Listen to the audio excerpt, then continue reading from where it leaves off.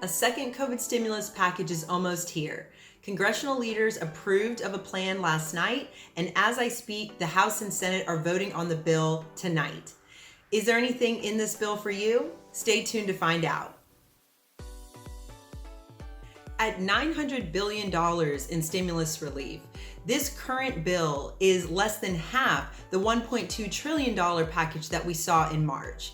Still, we're going to see some of the same features that we saw roll out in the March plan with some additional features added on. Let's take a look at what we can expect from this new package. Everyone wants to know about the stimulus check, so let's start with that first.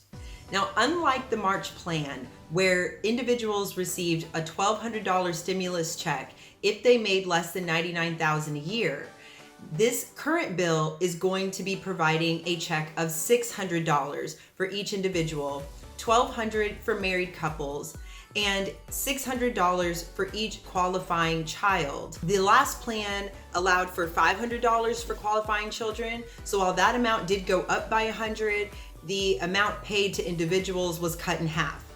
Not only that, but the salary amount was lowered as well. So now for single taxpayers, in order to receive the $600 payment, you have to make less than $75,000 per year.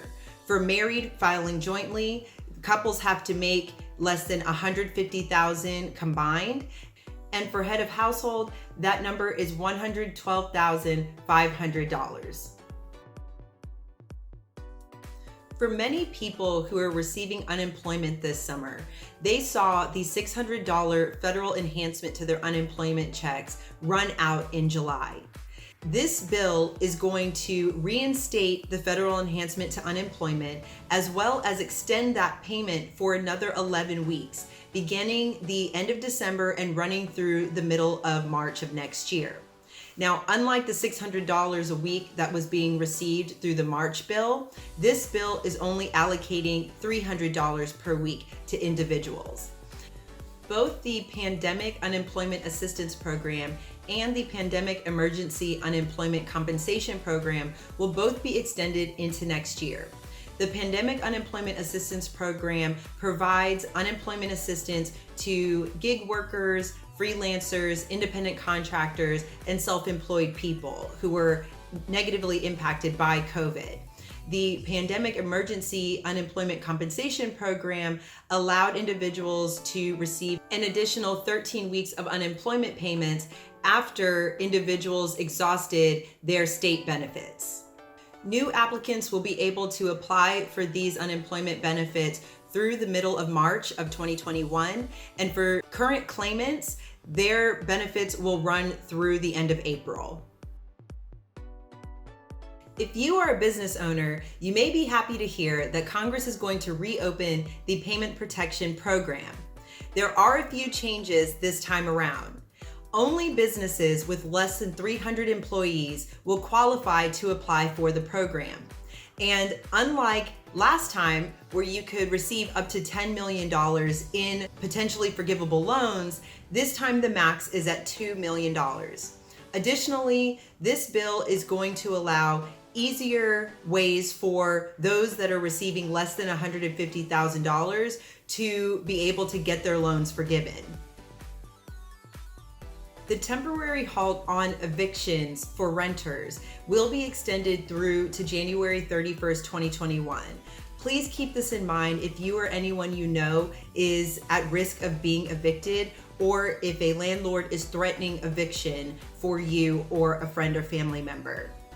Additionally, the bill is going to be providing about $25 billion in rental assistance. So if you are in need in receiving funds to help cover your rental expenses, please take a look at the details once this bill is passed to make sure that you're able to apply and receive some of that funding.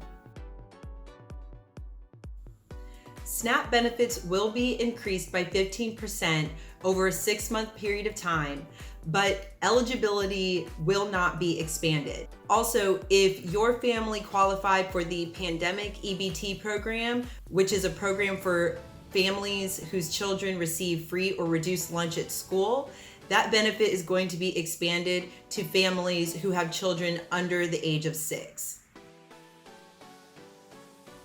$20 billion is being allocated to purchase vaccines so that they can be provided at no cost to those who need it, as well as another $8 billion for vaccine distribution.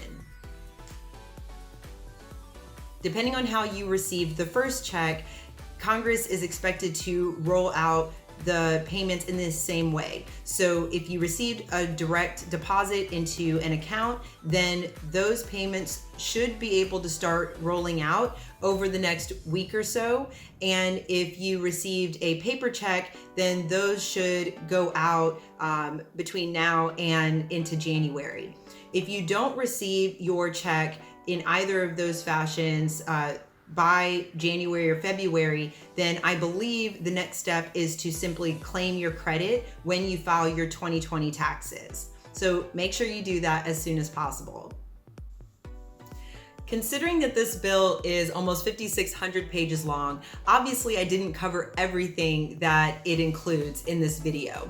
I wanted to just make sure to touch on the highlights that I believe would be most impactful for those of you who are watching.